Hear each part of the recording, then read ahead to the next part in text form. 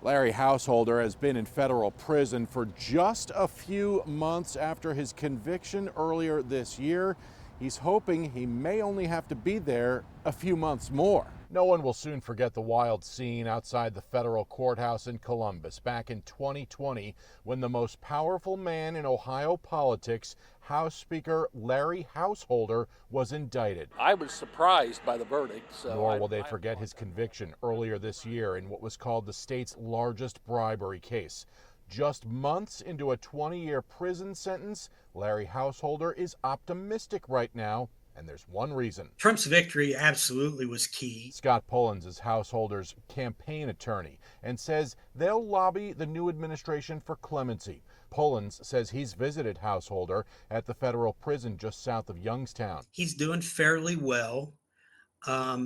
He lost a lot of weight. He looks good. Pullins says they won't file an official request until Trump takes office. He says the new president could pardon Householder, which would wipe away the conviction, or he could commute Householder's sentence, which would keep the conviction intact but end his prison term immediately. We're pursuing every avenue to try to bring Speaker Householder home. We want to bring him home to his family, to see his grandchildren. Householder was convicted of taking bribes from First Energy to prop up the company's nuclear power plants. Householder took money and even flew on the company's jet to Trump's first inauguration.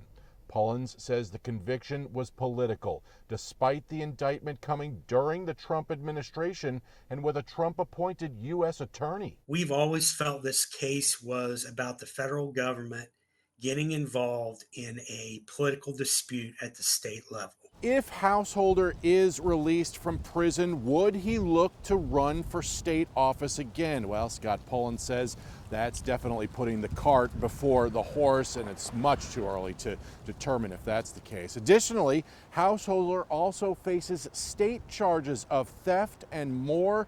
In fact, his attorneys are going to be in court in Cuyahoga County later this week.